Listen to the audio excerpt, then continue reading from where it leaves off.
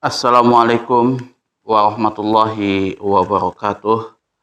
Innal hamdalillahi nahmaduhu wa nasta'inuhu wa nastaghfiruh wa na'udzu billahi min syururi anfusina wa min sayyiati a'malina. May yahdihillahu fala mudhillalah wa may yudlilhu fala hadiyalah. Asyhadu an la ilaha illallah wahdahu la syarikalah wa asyhadu anna Muhammadan abduhu wa rasuluh. Allahumma sholli ala sayyidina Muhammad wa ala ali sayyidina Muhammad kama shallaita ala sayyidina Ibrahim wa ala ali sayyidina Ibrahim wa barik ala sayyidina Muhammad wa ala ali sayyidina Muhammad kama shallaita ala sayyidina Ibrahim wa ala ali sayyidina Ibrahim fil alamin innaka Hamidum Majid. Rabbi shrah li sadri wa yassir li amri wahlul 'uqdatam min lisani yafqahu qawli amma ba'du. Hadirin hadirat jamaah kaum muslimin wal muslimat yang dirahmati oleh Allah Subhanahu wa taala. Kali ini kita akan membahas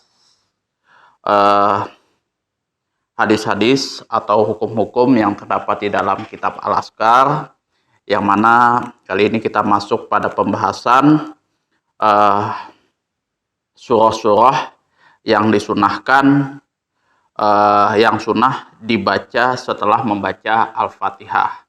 Jadi surah-surah apa saja yang disunahkan setelah membaca Al-Fatihah.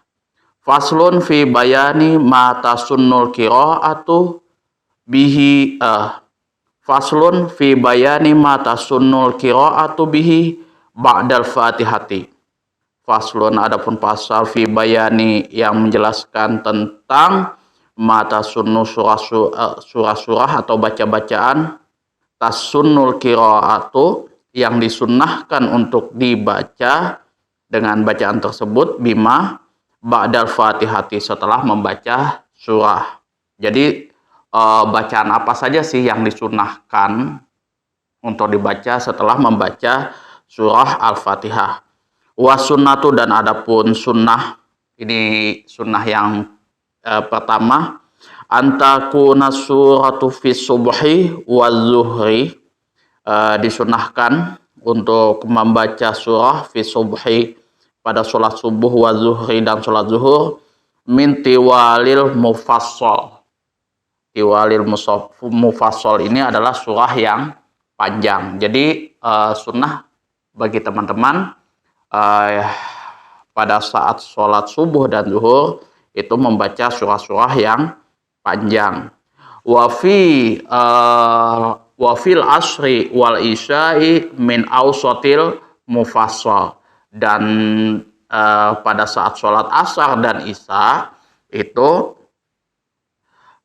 sunnah membaca surah setengah panjang, ya. Jadi yang agak-agak panjang lah. Kalau surah yang panjang misalkan surah Al-Baqarah, kalau misalkan awsatil mufassal itu abasa wa tawalla, kemudian ya nanti wafil maghribi, dan adapun salat maghrib min qisaril mufassal, adalah surah yang pendek. Ini bisa dikondisikan kok. Misalkan surah yang panjang, misalkan abasa wa tawalla, Al-Qari'ah, kemudian kalau awsatil mufassal misalkan Wadduha misal, gitu ya. Yang setengah panjang atau yang pendek itu qul huwallahu ahad, Allahus somad. Itu tergantung kondisi masing-masing, gitu ya. Tergantung budaya masing-masing, ya kan. Nah, kalau misal di Pondok Pesantren Hidayatullah ya biasa surah-surah panjang, ya tidak ada masalah. Surah-surah panjang. Fa in kana imaman, jika seseorang tersebut menjadi imam, khaffafa an zalik, hendalah ia meringankan dari bacaan surah tersebut, ya, meringankan bacaan-bacaan ini ya, surah-surah yang panjang. Jadi kalau bisa itu membaca surah-surah yang pendek saja, seperti itu. Illa, kecuali ayya'lama annal ma'mumina yuksiruna tatwil, kecuali jika seseorang imam tersebut mengetahui annal ma'mumin, sesungguhnya seorang makmum tersebut yuksiruna tatwil, menginginkan bacaan-bacaan yang panjang. Jadi kalau kita menjadi imam itu sunnahnya atau hendaknya itu meringankan bacaan. Jadi kita baca surah-surah yang pendek saja seperti itu. Anggaplah kita ambil dari juz 30 ya kan, atau misalkan surah Al-Baqarah tapi 5 ayat 5 ayat. Itu tidak ada masalah gitu. Nah, kecuali kalau misalkan seorang makmum ini tahu nih kondisinya ini senang membaca bacaan surah-surah yang panjang gitu kan. Kayak contoh Hidayatullah misalkan atau pondok-pondok yang lain, atau misalkan di tempat-tempat yang memang bacaan surah-surahnya panjang, itu tidak ada masalah. Wa sunnatu dan sunnah ayyaqra'a fi raqatil ula, untuk membaca bacaan surah fi raqatil ula pada rakaat pertama min sholati subhi, dari sholat subuh yaumal jum'ati hari Jumat, suratah alif lam mim tanzil au as-sajadati au as-sajadata. Jadi sunnah membaca surah pada rakaat pertama sholat subuh di hari Jumat itu surah alif lam mim tanzil atau surah as-sajadah di sini. Wa fisaniyati, dan adapun rakaat yang kedua, pada rakaat yang kedua hal ata alal insan, yaitu surah al-insan. Wa yaqra'ahuma, dan sunnah membaca kedua surah tersebut bikamaliha, dibaca secara sempurna sampai habis. Jadi kalau kita mengambil kesunahan seperti ini ya, sholat subuh hari Jumat ya, di rakaat pertama kita ambil surah as-sajadah, di rakaat kedua kita ambil surah al-insan, maka sunnahnya itu dibaca sampai habis gitu ya. Wa amma ma yaf'aluhu ba'dun nas, dan adapun ma yaf'alu, apa-apa yang dilakukan ba'dun nasi, sebagian manusia, sebagian orang, minal iktisori ala ba'diha, dari meringkas bacaan atas sebagian surah, kedua surah tersebut, fa khilafus sunnati, maka menyalahi sunnahnya. Jadi kalau misalkan kita mengambil surah as-sajadah sama surah al-insan pada saat sholat subuh hari Jumat, kita ringkas bacaannya menjadi setengah saja kayak gitu kan, tidak sampai full, maka itu sudah menyalahi sunnahnya kayak gitu. Tapi kalau misal teman-teman nggak mengambil sunnah ini ya kan, tidak mengambil surah as-sajadah, tidak mengambil surah al-insan, mengambil surah-surah yang pendek saja, itu tidak ada masalah itu ya. Tapi kalau misalkan teman-teman ini mengambil sunnah yang ini, surah as-sajadah sama surah al-insan di rakaat pertama dan rakaat kedua, tapi dibacanya setengah, maka itu sudah menyalahi sunnahnya. Wa sunnatu, dan adapun sunnah yang ketiga, itu sunnah yang pertama, kedua, kemudian yang ketiga yang ini, ayaqra'a fi sholatil aidi wal istiqai, hendaklah membaca pada sholat id dan sholat istisqa fi raqatil ula pada rakaat pertama, ba'dal fatihati, setelah membaca surah al-fatihah, qaf, yaitu surah qaf.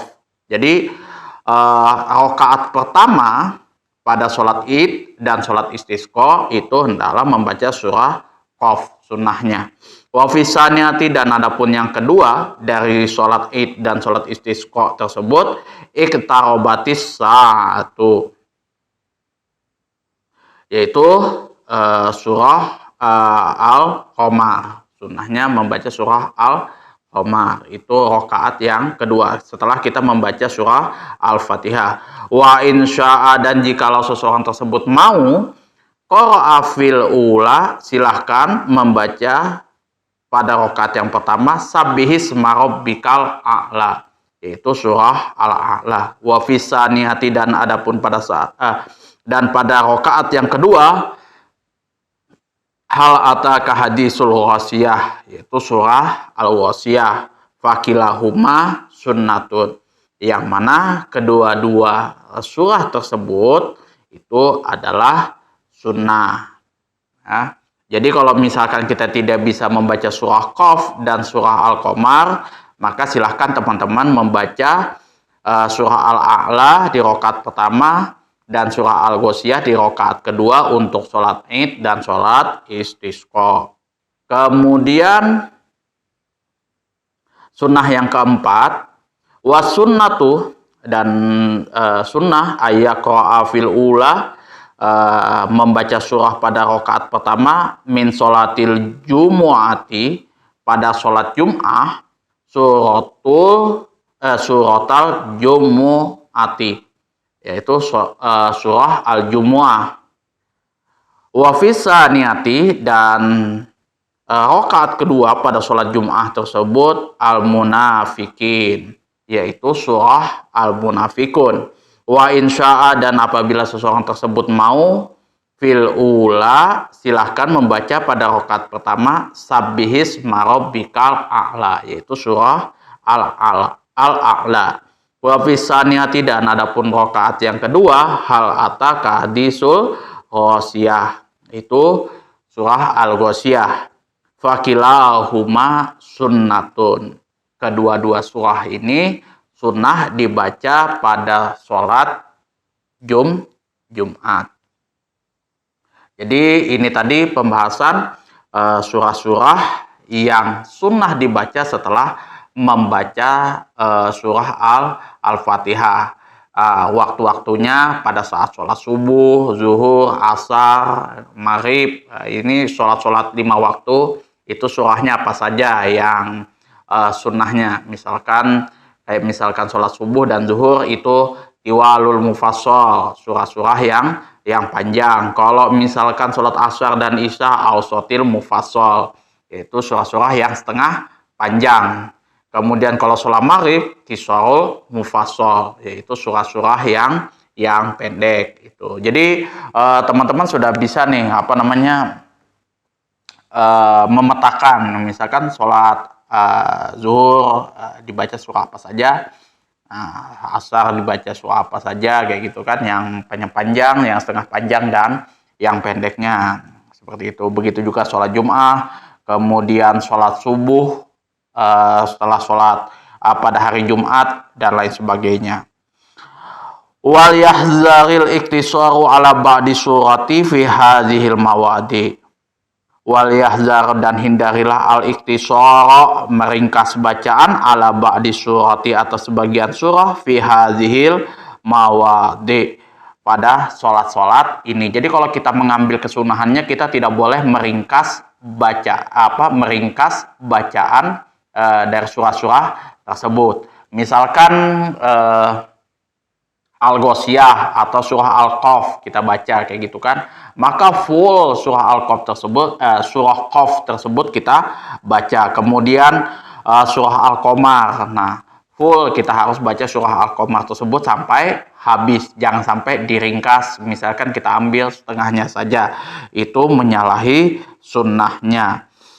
Fa'in arodat takhfif, jika seorang imam tersebut ingin meringankan bacaannya, daraja qira'atahu, maka hendaklah seorang imam tersebut mempercepat bacaannya, min ghairi hadramatin, tanpa harus mengacaukan bacaannya. Ya kan? Kalau yang terjadi sih banyak, yang saya lihat itu pada saat sholat tarawih gitu kan. Bismillahirrahmanirrahim. Alhamdulillahirabbil alamin arrahmanirrahim maliki yaumiddin iyyaka na'budu wa iyyaka nasta'in ihdinas siratal mustaqim siratal ladzina an'amta 'alaihim ghairil maghdubi 'alaihim waladdallin. Amin. Seperti itu. Itu bukan seperti itu maksudnya. Ini kalau misalkan bacaan-bacaan yang surah tersebut panjang gitu ya. Kalau misalkan yang sudah surah Al-Fatihah 7 ayat aja dibaca cepat seperti itu, ya jangan juga lah, ya kan, jangan juga. Apalagi kalau misalkan biasanya kalau di sholat tarawih itu oleh teman-teman itu nggak ada tumak ninahnya. Nah itu nggak boleh. Di dalam mazhab Syafi'i itu tidak boleh. Ruku dengan tumak ninah, kemudian itidal dengan tumak ninah, sujud dengan tumak ninah, bangun dari sujud, duduk di antara dua sujud itu dengan tumak ninah, kemudian sujud lagi dengan tumak ninah, seperti itu. Itu berbarengan semua, harus dengan tumak ninah, tidak boleh dipercepat. Wa sunnatuh, dan sunnah ayaqra'a, untuk membaca fi raqatain, pada sholat 2 rakaat sunnatil fajri, sholat sunnah fajar, fil ula, pada rakaat pertama, ba'dal fatihati, setelah membaca surah al-fatihah. Di sini qulu amana billahi wa ma unzila ilaina. Jadi sunnah kita membaca surah Al-Baqarah ayat 136.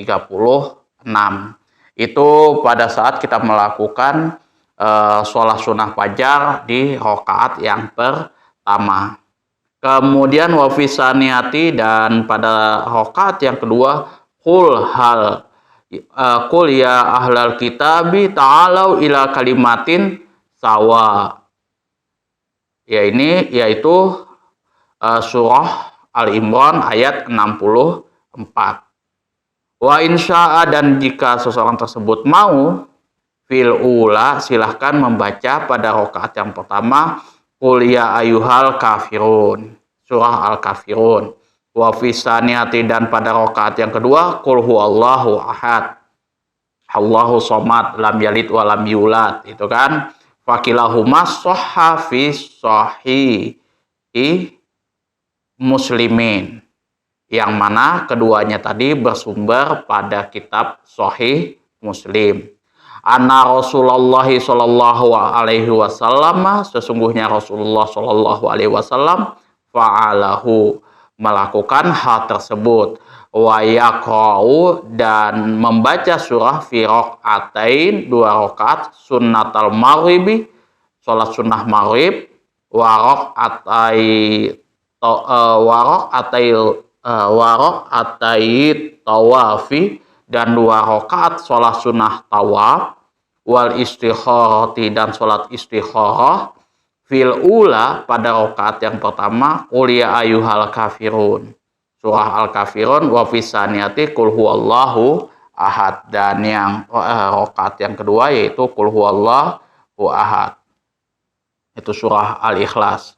Jadi kalau misalkan teman-teman melaksanakan 2 rakaat sholat sunnah maghrib, kemudian sholat sunnah tawaf dan istikharah, rakaat pertama itu surah Al-Kafirun, rakaat yang kedua qul huwallahu ahad.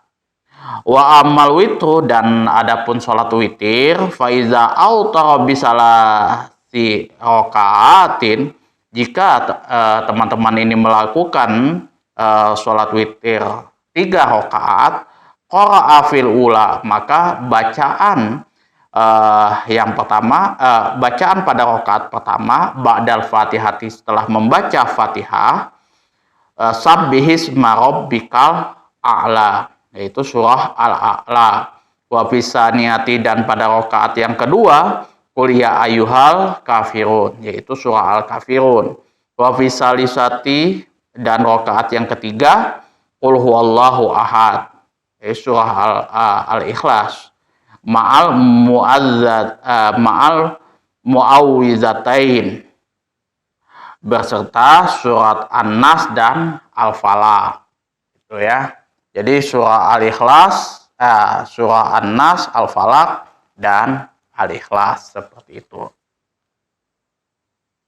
Itu rakaat yang ketiganya. Fakullu hadzal ladzi zakarnahu, dan semua yang telah kita sebutkan ini tadi, yang sudah kita bahas tadi, ja'at bihi, bersumber ahadisu, bersumber dari hadis-hadis fi shahihi, di dalam kitab-kitab sahih, ya, kitab-kitab kitab-kitab hadis, ya, hadis-hadis yang sahih, wa ghairihi, dan selain daripada kitab-kitab hadis sahih, masyhuratun, yang masyhur, istalnaina, yang mana tidak perlu lagi teman-teman itu apa ya, apa namanya itu, apa ya istilahnya, suka-suka lah istilah mencarinya, bisuh rotiha anzikriha, ya tidak perlu disebutkan lagi, wallahu a'lam, ya dan hanya Allah lah yang maha mengetahui. Jadi semua kesunahan, sunah-sunah yang disebutkan di dalam kitab Al-Azkar ini sumbernya adalah daripada kitab-kitab sahih, hadis-hadis sahih yang memang masyhur itu ya. Jadi kita nggak perlu repot-repot lagi istilahnya kan cari kesana sini, ini sumbernya gimana sih, nggak.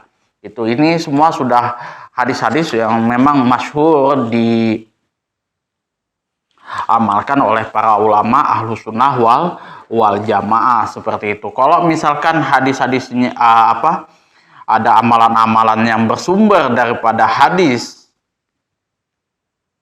palsu, misalkan kitab-kitab yang memang jarang sekali dibaca, itu dikaji oleh ulama-ulama ahlu sunnah wal jamaah, kalau bisa dicek lagi ya kan, dicek terlebih dahulu. Itu biasanya saya lihat kalau misalkan apa ya, tidak semua sih untuk kalangan tasawuf itu ya,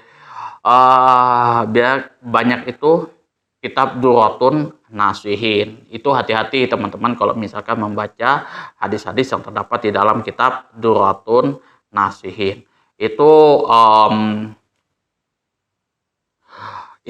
banyak hadis-hadis palsunya di situ yang nggak jelas kemana rujukan kitabnya seperti itu kan. Kalau misalkan kitab-kitab kayak misalkan kitab Bulughul Maram, kemudian kitab Al-Azkar, kemudian apalagi kitab-kitab Kifayatul Ahya, kitab Al-Um dan lain sebagainya, itu rujukannya jelas. Kita bisa cari di kitab Sahih Bukhari, Sahih Muslim, kemudian Sunan Abu Daud, Sunan At-Tirmizi, kemudian Al-Jami At-Tirmizi dan lain sebagainya. Itu sudah masyhur di situ, dan ulama-ulama ahli hadis itu sudah menetapkan bahwasanya ada beberapa kitab-kitab hadis yang memang masyhur itu untuk yang menjadi rujukan bagi teman-teman semuanya. Itu nggak sembarang kayak gitu kan, mentang-mentang kitabnya bahasa Arab kayak gitu, hadisnya kok ini bagus kata-katanya. Nah, jarang juga dibicarakan, dikaji oleh ulama-ulama Ahlussunnah wal Jamaah kayak gitu. Nah, ujung-ujung langsung disampaikan ke tengah orang banyak. Nah, ujung-ujung karena ini bagus, kok ini hebat lah amalannya, ujung-ujung ya bisa jadi itu menyalahi daripada sunnah. Yang mana kalau misalkan kita berbicara masalah ibadah itu harus ketat gitu ya, sumbernya harus jelas. Baik itu ibadah yang memang betul-betul wajib ataupun sunnah. Nah, biasanya kalau misal di dalam kitab Al-I'tisam yang banyak terjadi bid'ah itu pada amalan-amalan ibadah yang sunnah itu ya, banyak yang sunnah yang di luar daripada yang umumnya dilakukan oleh ulama-ulama terdahulu. Itu ciri-cirinya itu kan. Apalagi kalau yang sekarang di konten-konten kreator di YouTube itu sudah barbar sudah di situ. Rasulullah tidak pernah Rasulullah Shallallahu Alaihi Wasallam tidak pernah melakukannya, tapi umatnya yang di zaman sekarang di Indonesia itu bisa melakukannya, itu kan. Contoh ruqyah, itu kan, ruqyah sudah nggak ada lagi batasannya kalau sekarang, ya kan, di YouTube itu pokoknya semua bisa diruqyah. Itu Rasulullah zaman Rasulullah dulu tidak seperti itu, tetap ada batasannya. Pada waktu misalkan misalkan waktu kesurupan jin kah, diganggu setan kah, seperti itu ruqyah berlaku di situ. Kemudian orang gila misalkan seperti itu, gangguan mental karena dia punya banyak masalah, punya banyak punya banyak ambisi kayak gitu, dibacakan ruqyah hatinya tenang, oke, itu masih masuk akal. Itu sudah tidak menyalahi daripada syariat agama Islam. Sahabat Rasulullah juga melakukan itu terhadap orang gila sampai dia sembuh. Nah, kalau misal ini ruqyah dilakukan untuk orang yang jahat menjadi baik, sekali lagi sudah saya jelaskan sebelum-sebelumnya di video sebelum-sebelumnya, itu tidak ada, ya, tidak ada, gitu kan. Kemudian lagi sumpah pocong dan lain sebagainya, itu hal-hal bid'ah yang dilakukan pada zaman sekarang. Itu apalagi yang berzina di arak lah, apa segala macam, Allahu Akbar. Ya kayak gitulah. Karena jujur aja, sekarang itu banyak orang yang senang belajar belajar agama tentang agama Islam kayak gitu, senang melakukan hal-hal yang berbau agama Islam kayak gitu, tapi tidak mempunyai ilmunya seperti itu, atau juga kadang belajar dengan guru-guru yang mohon maaf itu ya salah lah seperti itu. Kalau saya biasanya kalau belajar sama ustadz atau sama guru, paling tidak itu ada kitabnya. Mesti harus ada kitabnya. Kecuali memang ustadz tersebut biasanya dia tidak bawa kitab, tapi dia rumuskan jadi satu dari berbagai macam kitab. Itu juga tidak ada masalah dan saya pun senang. Tapi ada rujukan kitab yang jelasnya. Ini misalkan di dalam kitab Fathul Qorib, di dalam kitab Kifayatul Ahyar, di dalam kitab Al-Um seperti ini. Hukumnya kalau misalkan kita melakukan takbiratul ihram seperti itu tidak ada masalah. Dia sudah bikin artikelnya. Itu fair saja. Atau kalau misalkan nggak mau bikin artikel, ya kita kita buka kitabnya. Itu jauh lebih bermanfaat ketimbang teman-teman ya cuman ya hadir ke pengajian kayak gitu kan, cuman dengar saja kayak gitu, nanti lupa lagi, nggak ditulis, ya kan, lupa lagi. Itu sangat, ya sekarang itu ya sudahlah. Ya, itu saja yang dapat saya sampaikan. Kurang dan lebihnya saya mohon maaf yang sebesar-besarnya apabila ada kata-kata saya yang salah, yang menyinggung hati teman-teman semuanya. Mohon ya istilahnya teman-teman bisa memberikan masukan, dan saya juga memohon maaf ya yang sebesar-besarnya. Kalau misalkan ada yang salah, oh ya tadi saya lupa, itu orang gila. Itu nggak boleh ya kan. Itu orang berkebutuhan, orang dengan gangguan kejiwaan. Nah, itu saya sering kepleset di situ. Kemudian juga kalau misalkan ada saran, kritikan, masukan, dan pertanyaan, silahkan diatur di kolom komentar. Nanti kita akan diskusikan, kita akan bahas itu, baik itu secara tuntas ataupun ya secara singkat saja. Akhirul kalam, wabillahi taufiq wal hidayah. Assalamualaikum warahmatullahi wabarakatuh.